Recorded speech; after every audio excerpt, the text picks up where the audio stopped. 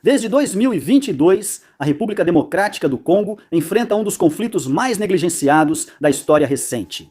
Uma guerra entre a nação e o grupo insurgente M23, apoiado por Ruanda, que na prática continua a Primeira e Segunda Guerras do Congo, desestabilizando o país por boa parte do século XX. A versão mais recente dessa guerra levou à morte de dezenas de milhares de pessoas, ao deslocamento de milhões e criou um desastre humanitário tão trágico quanto subnoticiado. Em um relatório recente, a Human Rights Watch relatou assassinatos indiscriminados, violência sexual e sequestros em um país dominado por mais de 70 grupos armados, todos envolvidos em diversos conflitos, além da guerra principal contra o M23. Apesar da violência, a RDC quase não aparece na imprensa, pois o foco mundial está nos conflitos do Oriente Médio ou Ucrânia. Ou pelo menos não era até recentemente, pois uma dessas histórias das últimas semanas virou manchete. Uma história não de massacres ou crimes de guerra, mas de uma doença que se espalha pelo interior do país. Ebola? Uma doença hemorrágica que, na forma atualmente ativa na RDC, tem uma taxa de mortalidade entre 30% e 50%. O ebola é o que, em outro canal, eu já chamei de a doença dos pesadelos. Talvez o verdadeiro pesadelo seja quando essa doença mortal encontra uma zona de guerra ativa. Como vamos ver agora, isso torna a situação militar, bem, muito pior. No dia 15 de maio, Kinshasa confirmou um surto de ebola no nordeste do país. Esse é o 17º surto de ebola na história da RDC e acontece apenas 5 meses depois de Kinshasa ter lidado com o último surto. Na época, havia 246 casos suspeitos. Até 2 de junho, esse número já tinha subido para 363 e 62 mortes. O surto acontece em Ituri, uma província rica em recursos que tem sido o epicentro de um conflito entre duas comunidades, os Ema e os Lendu. O conflito difere da guerra do M23, sendo motivado menos por geopolítica e mais por disputas de terra, etnia e competição por recursos de décadas. Os últimos pontos críticos desse conflito aconteceram no dia 28. Combatentes da Cooperativa para o Desenvolvimento do Congo, conhecida como CODECO, um grupo de milícias que afirma lutar pelos Lendu, mataram 70 pessoas. Esses ataques parecem ser retaliação a um ataque ao exército congolês feito pela Convenção para a Revolução Popular, CRP, que diz representar os Ema dias antes. O conflito deslocou quase 1 milhão de pessoas, a maioria em campos superlotados, ambiente ideal para doenças como o ebola, transmitido pelo contato com fluidos de infectados. Esse é o cenário em que esse último surto está acontecendo. Um ambiente onde, segundo Gabriela Arenas da Cruz Vermelha, as comunidades já enfrentam insegurança, deslocamento e sistemas de saúde frágeis. Acredite se quiser, tudo isso teria sido, no mínimo, administrável se a doença tivesse permanecido em Ituri. Mesmo com a violência, o governo congolês ainda controla a província e mantém pelo menos alguma capacidade de coordenar uma resposta. No entanto, depois se espalhou para o norte do Kivu do Sul, onde Kinshasa está em guerra ativa com o M23. Na prática, Kinshasa precisa coordenar a resposta ao surto com o principal grupo armado contra o qual luta para conter a epidemia. Um grupo armado que, em determinado momento, havia prometido marchar até Kinshasa para libertar a capital. Isso significa descobrir quem toma as decisões, como levar medicamentos e equipamentos de teste para áreas controladas pelos rebeldes, e como funciona o rastreamento de contatos em uma linha de frente ativa. O grande problema é que o M23, apesar de tentar aparentar o contrário, não é um estado e não tem capacidade para lidar com doenças perigosas como o ebola. O M23 possui administradores regionais, mas eles não são epidemiologistas nem especialistas em doenças infecciosas. Aparentemente, para suprir essa falta de especialização, o M23 concedeu acesso ao Médicos Sem Fronteiras, MSF, e à Aliança para a Ação Médica Internacional, a Lima, ao seu território para tratar os doentes. A Lima mobilizou suprimentos, equipes médicas e unidades de tratamento, enquanto a MSF montou uma unidade de tratamento com 80 leitos em Goma. A boa notícia é que chamar especialistas de verdade parece ajudar a conter a doença. Embora isso seja bom para Kinshasa, do ponto de vista da saúde pública, do ponto de vista de vencer a guerra, é um pequeno desastre. O M23 busca criar uma liderança paralela para desafiar a legitimidade de Kinshasa, no leste do Congo. Ao coordenar uma resposta eficaz a um surto, o M23 está basicamente mostrando que pode governar melhor do que o próprio governo congolês. Eles podem achar um público receptivo, pois os moradores do leste da RDC têm pouca razão para confiar no governo. Por décadas, a região foi governada por um Estado que a ignorava ou só a usava para extrair minerais, enviando tropas ocasionalmente para massacrar civis. A desconfiança no Estado é tanta que muitos duvidam da existência do ebola, mesmo com a doença devastando suas comunidades, o que prejudica a resposta. Quero dizer, se as pessoas vão ficar tipo, ebola, nunca ouvi falar disso, meu camarada. Mesmo enquanto sangram pelos orifícios, vai ser difícil fazer um rastreamento de contatos adequado, não é? O problema se agravou porque a infraestrutura de alerta precoce, que poderia ter detectado isso antes, foi desmantelada antes de o surto começar devido a cortes de verbas de Washington. O Comitê Internacional de Resgate, que coordenava programas de saúde em 5 áreas de Ituri, teve que recuar para 2. Mesmo assim, isto é war fronts, não frentes de desastre humanitário. Nada mal, assim podemos voltar à questão principal. Como esse surto está afetando o conflito no leste do Congo? Bem, para surpresa de ninguém, isso dificilmente está melhorando as coisas. Além de ver sua legitimidade se esvair ainda mais, Kinshasa agora está limitada em sua capacidade de enviar tropas terrestres contra o M23 em meio a um surto. Mas é claro, quem realmente está sofrendo são os civis. Já presos em conflitos, agora também enfrentam uma doença terrível se espalhando por vilarejos e campos de deslocados. As mortes desse surto já chegam às dezenas, mas a chegada de outro cavaleiro do apocalipse a essa terra devastada pela guerra indica um futuro ainda mais sombrio. Os combates se espalham. A chegada do ebola não é o único fator que faz do conflito no leste da RDC um inferno contínuo para todos. Para entender o que queremos dizer, dê uma olhada rápida em Rubaia, uma cidade mineradora na região de Masisi, no leste da RDC. Com cerca de 100 mil habitantes, Rubaia é importante principalmente por seu coltan, sendo responsável por uma estimativa de 15 a 30% de todo o suprimento mundial produzido aqui. Agora, o coltan é um daqueles minerais sobre os quais você raramente ouve falar, mas ele é crucial para vários aspectos da vida moderna, desde eletrônicos de consumo até motores de jatos militares.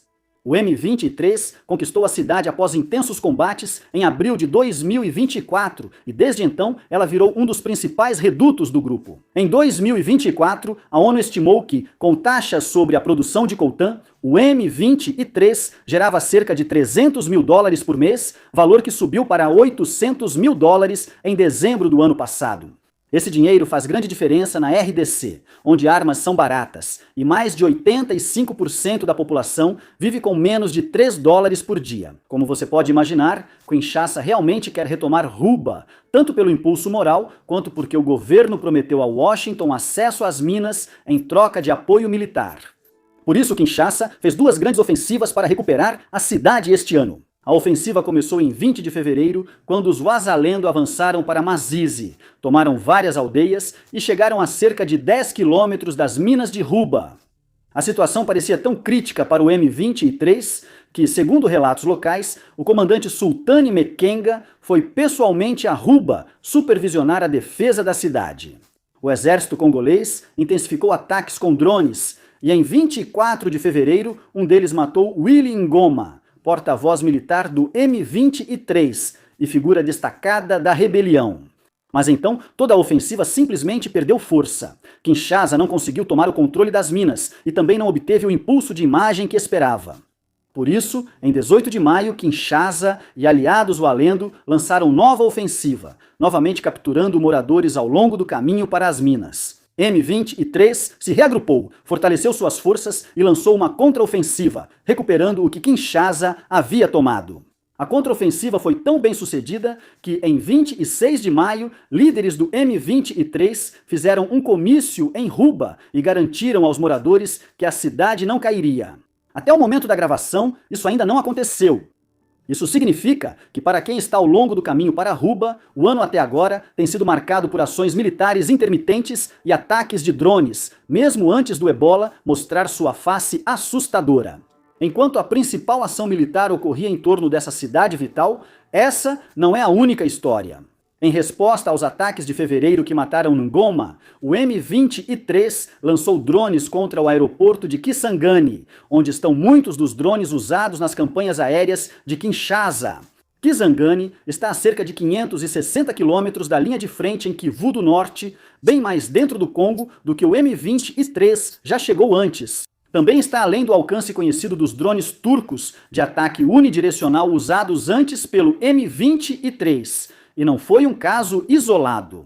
No fim de maio, o M23 já tinha feito 4 ataques, com a Critical Threats informando que o mais recente danificou um centro móvel de comando de drones, sistemas de defesa aérea e possivelmente outras instalações. O sucesso do M23 em ataques distantes do campo de batalha comprova suas capacidades crescentes.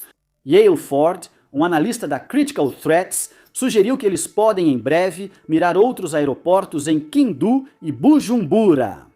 Kindu é a segunda base aérea mais importante para militares congoleses, e o M23 já acusou os militares de usá-la como base para deslocar drones e mercenários estrangeiros. Kinshasa é um alvo atraente para insurgentes, pois está a cerca de 400 quilômetros de Goma, bem mais perto que Kisangani. Destruí-la faria Kinshasa depender mais de Kisangani, já atingida pelo M23. Depois, a opção nuclear, um possível ataque a Bujumbura. O aeroporto de Bujumbura, capital econômica do Burundi, país vizinho e aliado da RDC, tem sido usado pelo exército congolês para transferir armas e bombardear o M23. Desde dezembro do ano passado, Kinshasa ataca o M23 nas terras altas próximas a Uvira, com ataques aéreos supostamente vindos de Bujumbura. Apesar de parecer improvável que o M23 ataque Bujumbura e arrisque uma guerra regional, há sinais de que consideram essa possibilidade. Em fevereiro, Corné Nangaa, líder da Aliança do Rio Congo, o movimento rebelde mais amplo ao qual o M23 pertence, publicou no X que qualquer ativo aéreo que atacasse o M23 seria neutralizado na origem, citando-o aqui. A doutrina da defesa preemptiva está ativada. Toda ameaça será atingida em seu ponto de origem. Deixando o M23 de lado, também devemos falar sobre um dos outros principais grupos armados do país, as Forças Democráticas Aliadas, ou ADF, uma milícia ligada ao Estado Islâmico que foi formada em Uganda, mas tem atuado no leste da RDC. No dia 31 de maio, combatentes da ADF atacaram a cidade de Beni, matando pelo menos 20 pessoas. Foi a primeira vez em mais de 3 anos que insurgentes atacaram Beni. Se fosse só isso, talvez não incluíssemos este caso no episódio, pois, apesar da tragédia, ataques assim já são rotineiros na RDC. Se citássemos todos os ataques deste ano, levaríamos mais 1 hora. O que torna o ataque em Beni único é o fato de que o local-alvo era um dos centros do surto de Ebola. O governador militar de Kivu do Norte confirmou que 3 pacientes com Ebola fugiram dos centros de tratamento em Beni após o ataque. 3 pessoas portando uma infecção ativa de Ebola fugiram para uma cidade tomada pelo medo e pânico. Mesmo nas melhores circunstâncias, já seria difícil descobrir para onde eles foram e com quem estiveram. Após um ataque, quando todos só querem saber se seus entes queridos sobreviveram, você entende a situação. Se um país enfrentasse uma crise com doença mortal e insurgências militares, já seria motivo para dizer: bem-vindo ao Hall da Fama do War Fronts. Aqui está sua caneca de brinde. O que eleva o RDC, talvez até ao nível de uma camiseta grátis, é que agora uma solução duradoura parece apenas um sonho distante. Uma peça difícil de encontrar? Em 15 de novembro do ano passado, a RDC e o M23 assinaram um acordo amplamente divulgado para estabelecer um caminho claro de paz entre ambos. Semanas depois, os presidentes Félix Tshisekedi, RDC, e Paul Kagame, Ruanda, com Donald Trump e líderes africanos presentes, assinaram um acordo de paz entre os 2 países. Pelo acordo, Ruanda retiraria suas tropas do leste da RDC e Kinshasa desarmaria as forças democráticas para a libertação de Ruanda. FDLR, milícia formada por ex-militares ruandeses e extremistas que fugiram após o genocídio de 1994. Diante do que discutimos nos últimos 15 minutos, é compreensível se esta for sua primeira vez ouvindo sobre essas negociações e acordos. Às vezes, Ruanda, o M23 e o governo congolês agem como se nunca tivessem ouvido falar deles também. O secretário de Estado dos Estados Unidos, Marco Rubio, afirmou isso à Comissão de Relações Exteriores da Câmara. Ele afirmou que o cumprimento do acordo foi insatisfatório e que, após novas sanções, Kigali retornou às negociações mais disposta a cumprir os termos. De acordo com o secretário, Ruanda havia, nesse meio tempo, assumido alguns compromissos, e embora estes não estivessem sendo implementados tão rapidamente quanto Washington esperava, o importante é que estavam sendo implementados. Como parte desses compromissos, Ruanda teria iniciado a retirada de soldados da RDC. Rubio destacou que Washington estava atento para evitar que soldados ruandeses apenas usassem uniformes do M23 e se misturassem com a milícia, como já ocorreu antes. A RDC afirma adotar medidas próprias. Em 30 de março, o governo lançou sua campanha de desarmamento contra as FDLR. Como parte da iniciativa, o tenente-general Ndurunga Jacques, vice-chefe do Estado-Maior das Forças Armadas Congolesas, foi a Kisangani preparar o terreno para a primeira fase da operação. Nessa fase, o governo tentará convencer militantes das FDLR a entregarem as armas voluntariamente. Combatentes que depuserem as armas serão enviados para Ruanda, onde devem passar por reabilitação e reintegração. Se o governo congolês desarmar totalmente as FDLR, eliminará um dos maiores obstáculos à paz entre Kinshasa e Kigali. Acordos anteriores entre as nações fracassaram, porque Ruanda acusou governos congoleses de não desarmar as FDLR. No entanto, mesmo que a RDC seja bem sucedida e Ruanda retire completamente suas tropas, isso não garante a paz. Apesar de o M23 ser apoiado por Ruanda, a milícia tem objetivos próprios, independentes dos interesses de Kigali. Isso significa que a RDC terá que encontrar um acordo totalmente diferente que funcione para os rebeldes. E isso não está indo bem. Na 9ª rodada de negociações em abril, os dois lados não chegaram a um acordo sobre cessar-fogo, troca de prisioneiros ou avanços no quadro de paz de Doha.